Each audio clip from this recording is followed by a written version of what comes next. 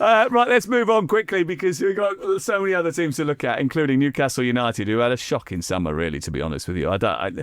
I'm a little bit lost with Newcastle United. They went and won up themselves. Usually they get picked off. I know it's very difficult for them to hold on to players and just sign players, whatever, but to lose Anthony Gordon, Tonali and Bruno Guimaraes and then the manager Eddie Howe all in one summer, it's losing the spine of the team, the soul of the team in one quick couple of months. In comes the new guy, Yasla, who is well regarded by a lot of coaches, genuinely well regarded, but alongside a lot of players, no Premier League experience whatsoever. If you're a Newcastle fan right now, are you optimistic about a new change of regime, or are you sitting there thinking to yourself, we're in for a season of struggle? I think it depends what your viewpoint on Eddie Howe was, because we have had messages at talkSPORT from Newcastle fans who were pleased to see Eddie Howe go. They like the fact there's been a change in the dugout, fresh ideas coming in. I think they're naive. When you look at his 5 years in charge, they were relegation candidates when he took over. He twice qualified for the Champions League, lost one cup final, won the other, first domestic silverware in 7 decades. And I was saying at the time when he was getting stick last season for finishing 12th, be careful what you wish for, because I do think the only way is down. The reason he's left is because they've sold all his best players and they're bringing in young up-and-coming players who are very talented from around Europe but not proven in the Premier League. And the other issue, Troy, and you'll have been here, Lewis Hall wants to go to Manchester United. Tino Livramento wants to leave the football club. They're doing their best to keep both of those players. But when they've seen all their mates leave and they've seen the squad decimated, what's their attitude and focus going to be like come the start of the season? I think their attitude and focus will be fine, because ultimately you're going to play, right? So they know that to play, to get what they want, they have to play well. They have to prove that they're fit, both of them.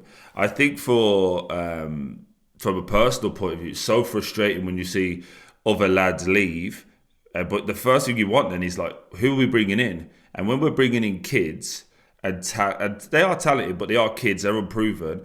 As a player, you're going, do I really want to wait for them to get better? If I'm Lewis Hall, I'm thinking this is where I'm at my best now.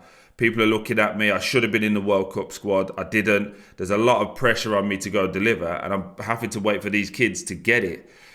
I want out, and I do see Livramento having to stay, because ultimately he's always injured.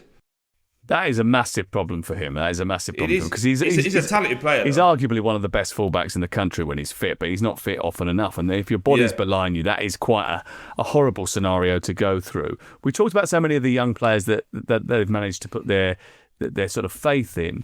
When you're a senior player in that dressing room, what are you thinking? What is it like being in the dressing room and you see that all of a sudden, we've gone from doing this and challenging for the Champions League and being a big part of success, and then all of a sudden we've changed tack and the recruitment process is different. What's going through your mind? I hope I get paid. If I'm Joelinton, I'm going, I hope I get a new contract. You got to make it so that they. It's a good time to ask for a new deal if you're an established player and you want to stay. Captain the club the other day, by the way, Joelinton. 100%. If you're Joelinton, you go in and you're asking two questions. One, where's my new deal if you want me to stay? And two, who are we bringing in? Because I'm not only going to... If put yourself in Joelinton's shoes, you said there he's been made captain. You're the one who's supposed to drive this team forward. The fans are going to be looking at you now because you're the most experienced. And then also, I've got to help this manager. This manager's just come in who doesn't know the league, doesn't know what's going on, so I've got to help him. The least you can do is pay me what I'm deserving. Yeah, so the question was about what you're feeling in the dressing room, and Troy was like, me. Can I get some more money, please? I've got another wing to build. I'm sorry, because every dressing room we're in is all about everybody, right? Yeah. I've worked with you two long enough to know how much you two get paid and when that gets done, all right?